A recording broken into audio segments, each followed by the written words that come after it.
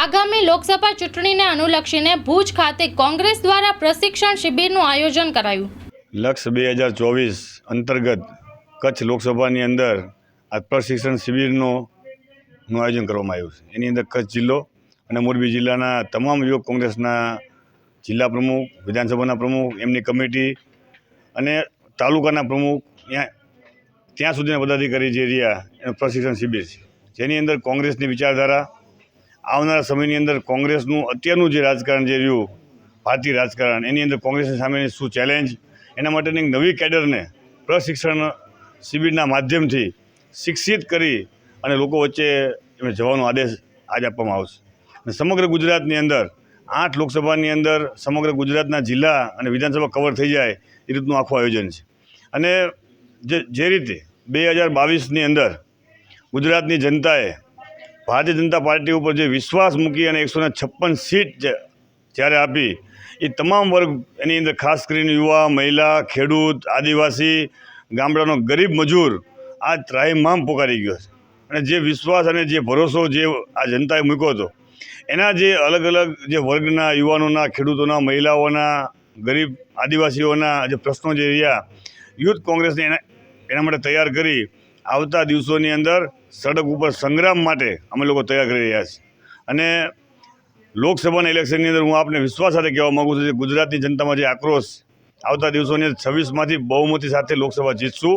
અને એ માટે એક નવી કેડરનું આજ અહીંયા પ્રશિક્ષણ શિબિર છે અને સમગ્ર ગુજરાતની અંદર પણ આ રીતે આયોજન છે. 26માંથી બહુમતી સાથે ગુજરાતમાં આપણે અહીંથી સર કરશું અને કેન્દ્રની અંદર પણ કોંગ્રેસ પાર્ટીની સરકાર બનશે, ઇન્ડિયા ગઠબંધન સરકાર બનશે.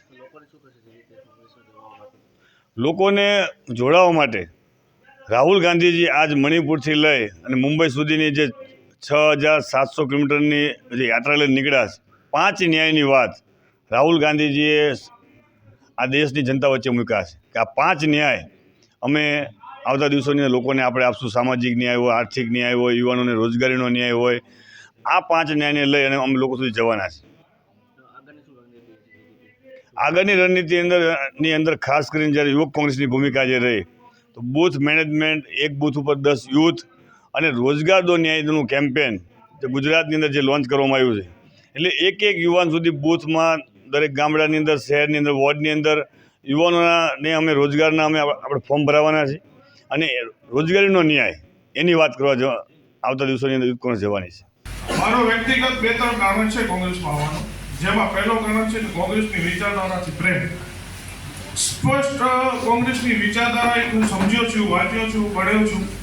એમાં કોંગ્રેસની વિચારધારા એક એવી વિચારધારા છે જે દેશને આઝાદીની લડાઈથી કરી અને રાષ્ટ્રની નિર્માણમાં કોંગ્રેસનું જે બલિદાન છે અને કોંગ્રેસના નેતાઓનું સર્વસ્વ બલિદાન છે, જે પોતાની કુરબાની આપી, પોતાની શહીદી વહોરી અને કોંગ્રેસના નેતાઓ જે આ દેશને બનાવ્યો છે. જેવી રીતે ઇન્દિરા ગાંધીએ કીધું હતું શહાદતના આગલા દિવસે, તો હું જીવતી છું ત્યાં સુધી મારો ખૂન એક સેકન્ડ, એક મિનિટ દેશ માટે આપવાનું છે. અને જ્યારે હું મરીશ ત્યારે મારો શરીરનો એક ખૂનનો કતરો દેશ માટે સમર્પિત થશે. અને ઇન્દિરા ગાંધીએ પોતાની બલિદાન આપી અને દેશને તો બચાવ્યો. આ જે કોંગ્રેસની વિચારધારા છે, આ જે કોંગ્રેસની રાષ્ટ્ર નિર્માણમાં જે કોંગ્રેસનું યોગદાન છે અને જે ભવિષ્યમાં જો કોંગ્રેસની જે પોલિસી છે દેશ માટે, દેશની એકતા અખંડતા માટે, એના કારણે અમે કોંગ્રેસને પસંદ કર્યું છે. લોન પર ફોન 15 વર્ષ જૂનું ગુરુ મોબાઈલ એન્ડ ઇલેક્ટ્રોનિક્સ. દરેક કંપનીના જૂના અને નવા મોબાઈલ લોન ઉપર મળશે અને ઇલેક્ટ્રોનિક્સ આઇટમો ફ્રીજ, ટીવી, વોશિંગ મશીન. ગુરુ મોબાઈલ એન્ડ ઇલેક્ટ્રોનિક્સ, સંતોષી માતાના મંદિર પાસે અને અમારી અન્ય બ્રાન્ચ ગુરુ મોબાઈલ પોઈન્ટ, આભા હોટલ નીચે, પેટ્રોલ પંપ સામે, ભુજ.